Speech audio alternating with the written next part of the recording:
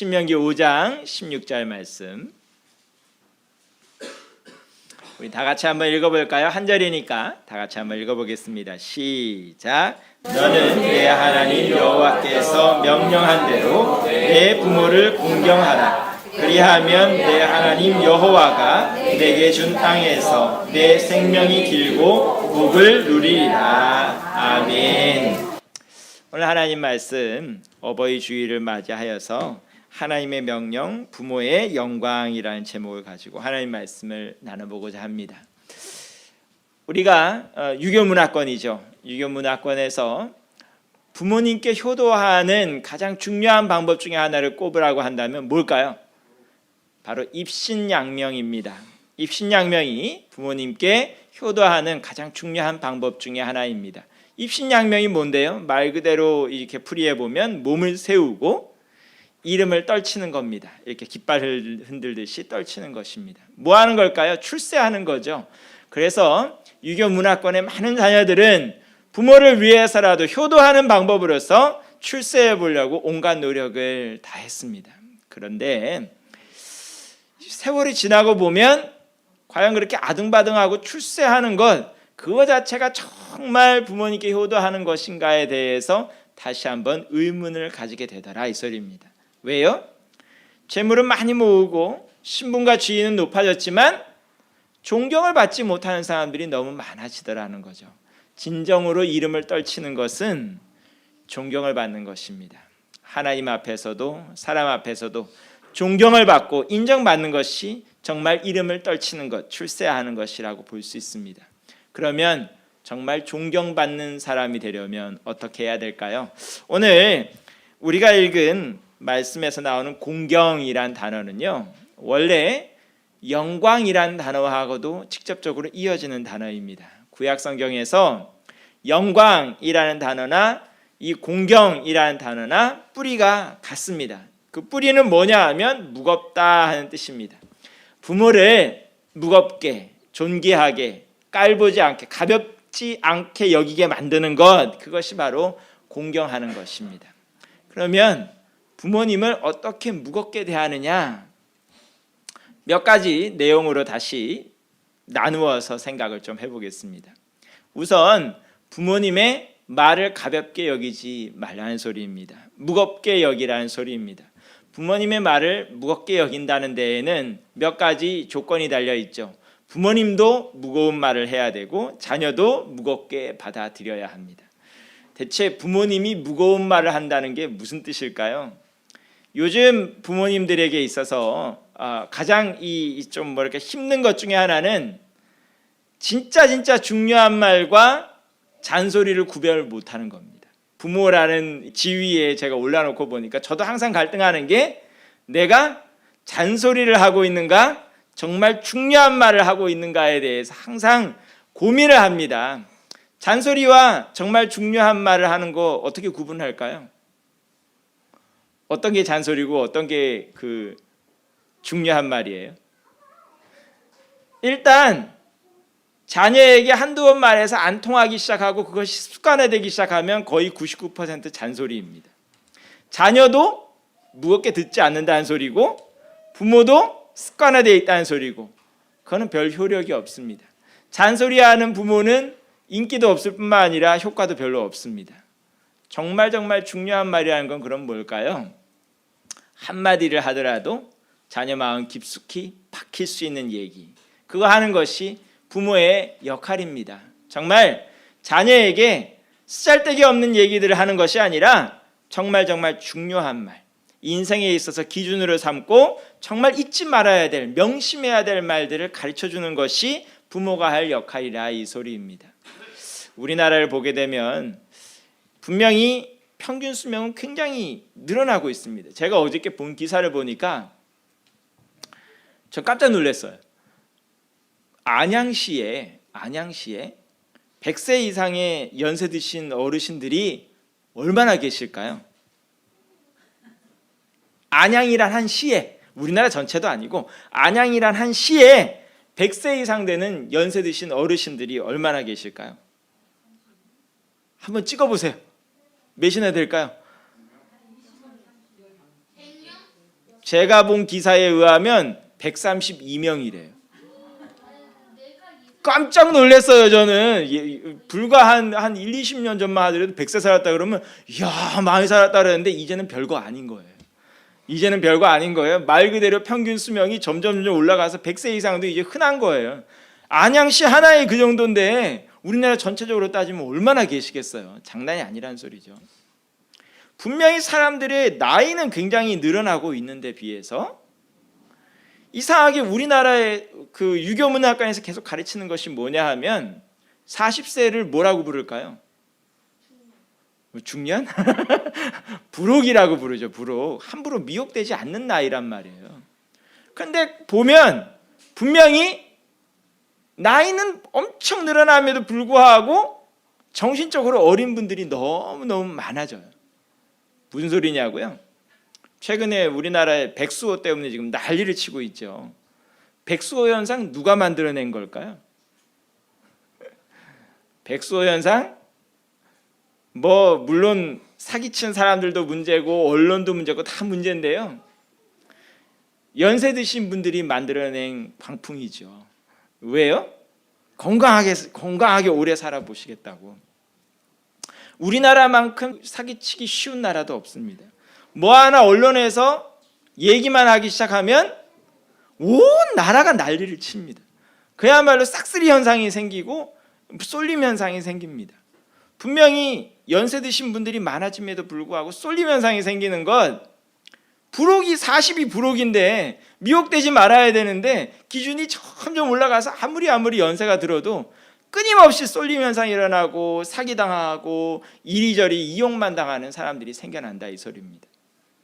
연세가 들어갈수록 나이가 들어갈수록 어떻게 해야 되느냐? 무거워져야 되는 거죠.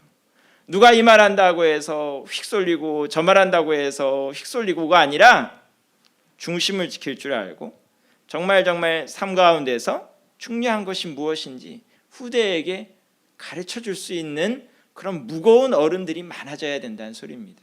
아무리 나이가 많아져도 이리저리 갈대처럼 이리 흔들리고 저리 흔들리는 어른들만 많아지면 이 사회 전체가 혼돈에 빠질 수밖에 없습니다. 그럼 대체 그렇게 이리 흔들리고 저렇게 흔들리지 않으려면 어떻게 해야 될까요? 우리 어르신들부터가 진리를 붙들어야 되겠죠. 진리는 뭐라고 했을까요? 하나님의 말씀이라고 했습니다. 특별히 교회 안에서 우리 어르신들부터가 주의 말씀 붙드는 모습 보여줄 때, 그리고 그 말씀 진솔하게 그야말로 말로만 지식적으로만이 아니라 삶 가운데서 이게 정말 하나님 섬기고 사는 모습이야 하는 것을 보여주고 가르쳐줄 때 후대들도 분명히 무겁게 받아들일 것입니다. 그런가 하면 젊은 사람들 입장에서도 어르신들의 말을 무겁게 받아들인다는 데는 남다른 의미가 있습니다. 우리가 읽은 신명기 5장은 모세가 십계명 얘기를 다시 한번 말하는 겁니다. 호렙산에서 시내산에서 하나님 앞에 십계명을 받은 얘기를 하면서 다시 가르치는 내용인데, 그 내용 중에 나오는 제5계명 내 부모를 공경하라 하는 대목을 설명하는 대목입니다. 그런데 내 부모를 공경하라 하면서 강조하는 게 뭘까요? 하나님께서 명령하셨다 하는 것을 강조하고 있습니다. 사실은 여기 나오는 공경이라는 단어는 하나님을 공경하다 할 때 쓰는 단어와 똑같은 단어입니다. 부모님을 공경하는 것과 하나님을 공경하는 것이 이어져 있다는 것을 얘기하는 것이고, 그렇기 때문에 하나님께서 명령하는 겁니다. 대체 어떤 의미에서 이어져 있을까요?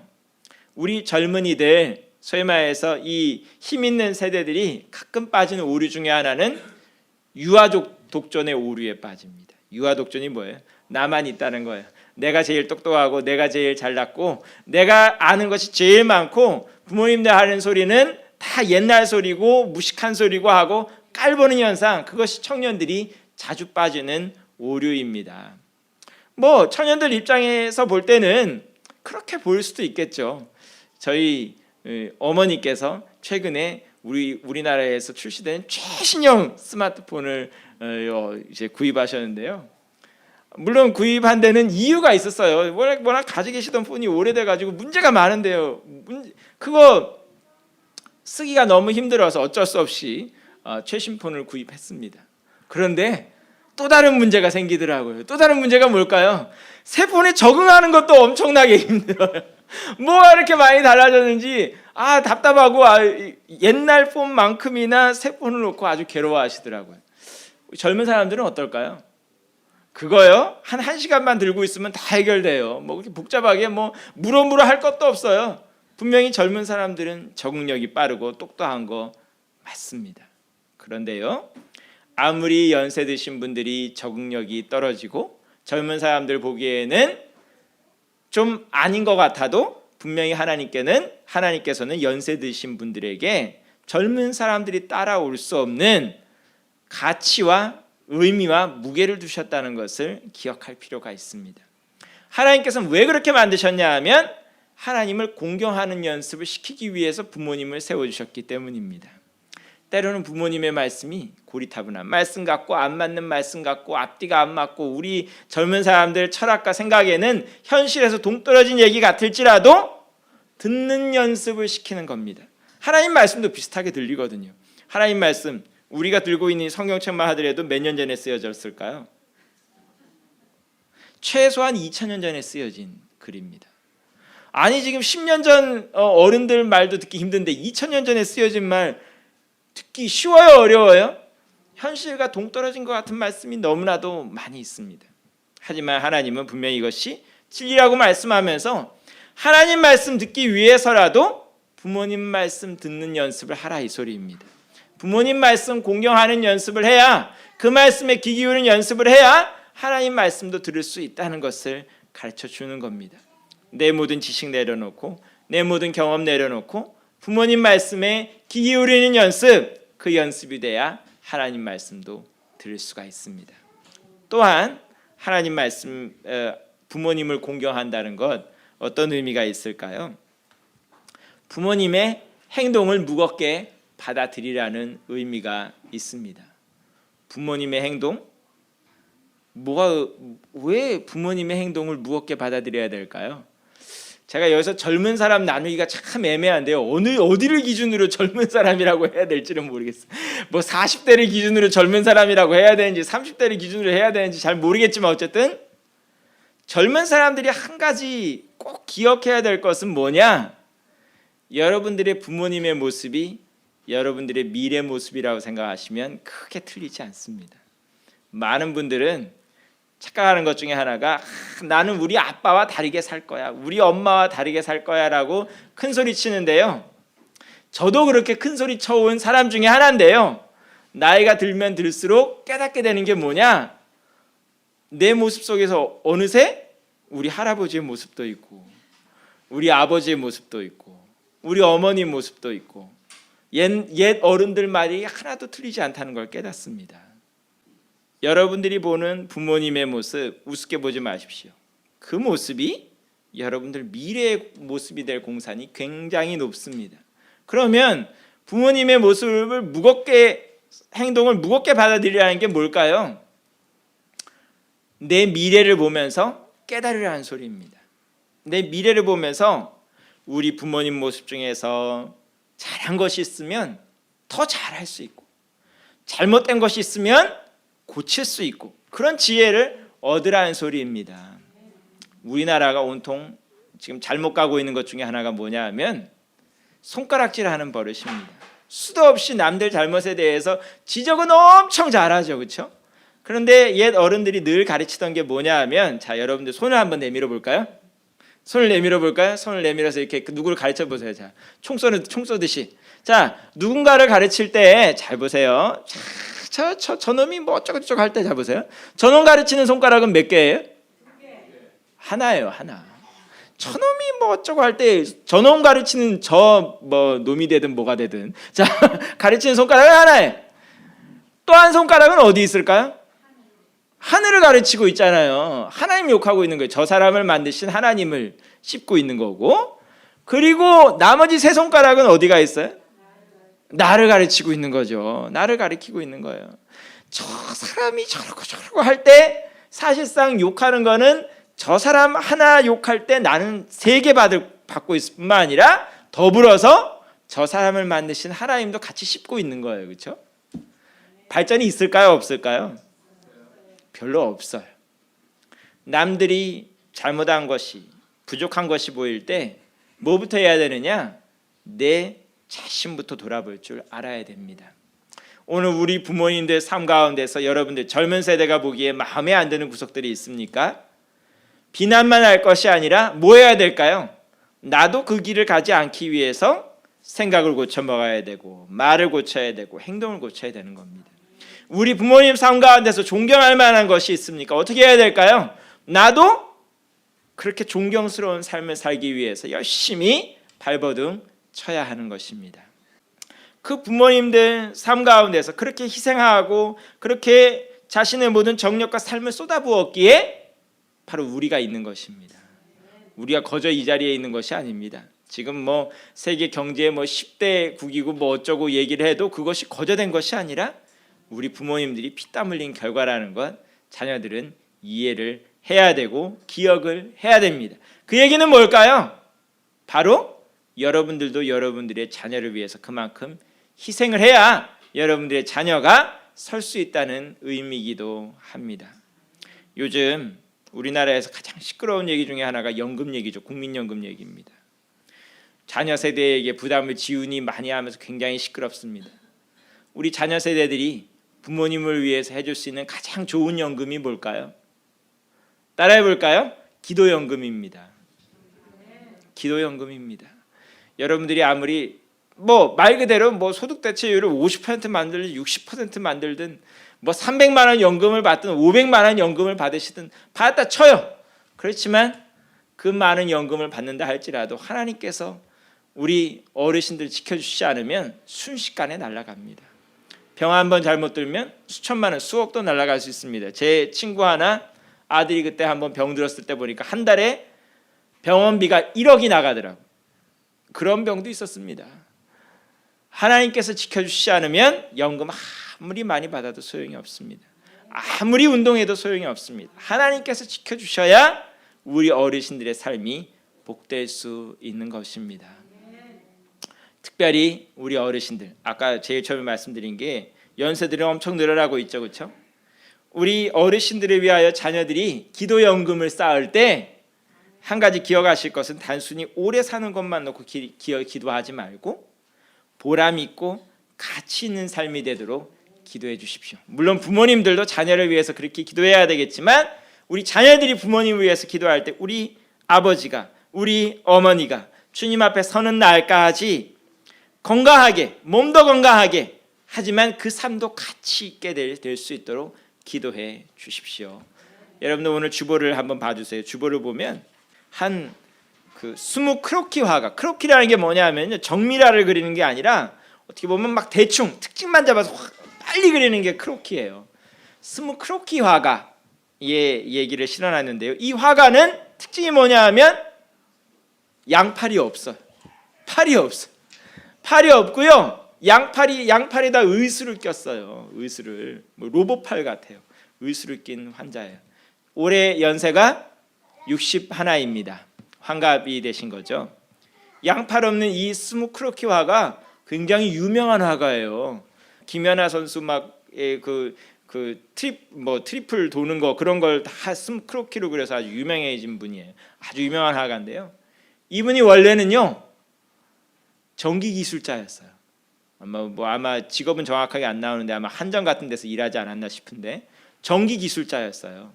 그런데 어느 날 감전사고를 당한 거예요. 그래서 양팔 날아가고 발도 일부 발가락이 없어요. 다 날아갔어요. 그런데 어떻게 했어요? 어느 날 갑자기 감전사고 당해가지고 갑자기 다 양팔 날아가고 그랬는데 여러분들 같으면 어떻겠어요? 절망스럽겠죠. 그런데 그 상황에서 옆에 계시던 사모님이 해주시는 말이 있어요. 여보, 경제는 이제 내가 책임질 테니까 이제부터 당신은 당신 좋아하는 거 해 하고 힘을 실어주는 거예요. 그런데 얼마 안 돼서 4살 배기 아들이 와서 하는 얘기가 아빠 그림 그려줘. 양팔 없는데 그림 그려달라는 거예요. 양팔 없는데. 양팔이 있어도 전기 기술자였기 때문에 그림 그리기 어려운데 양팔도 없는데 그림 그려달라는 거예요. 그래서 이 아버지가 그래도 자식 사랑하는 마음에서 의수를 가지고 그 불편한 의수를 가지고 그림을 그려주기 시작했어요. 그랬더니 아들도 좋아하고 주변 사람들도 잘 그렸다 그러면서 막 칭찬해 주는 거예요. 그래서 그때부터 뭐 했을까요? 그때부터 그림 그리기 시작했습니다.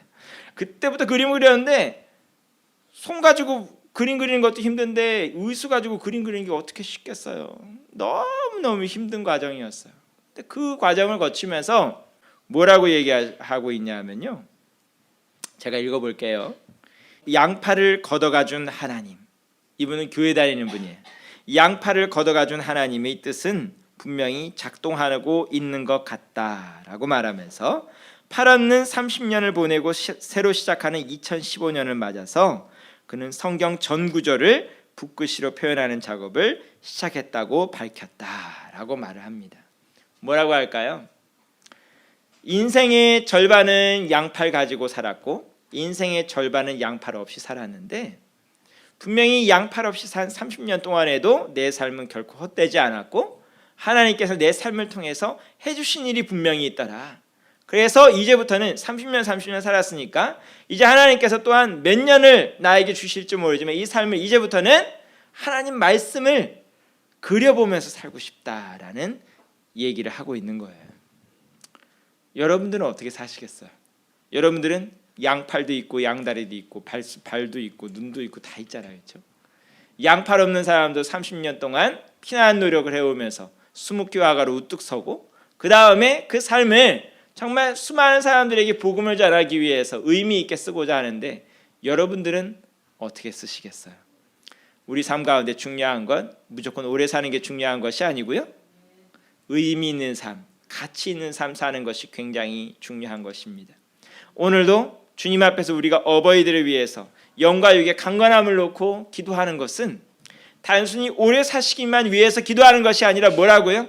그 삶이 주님 앞에서나 사람들 앞에서 가치 있는 삶, 보람 있는 삶, 존경받는 삶, 인정받는 삶이 될 수 있도록 기도하기 위해서입니다.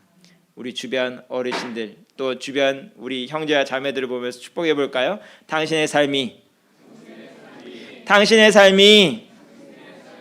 가치 있기를 원합니다. 의미 있기를 원합니다. 아멘. 아멘. 기도하겠습니다.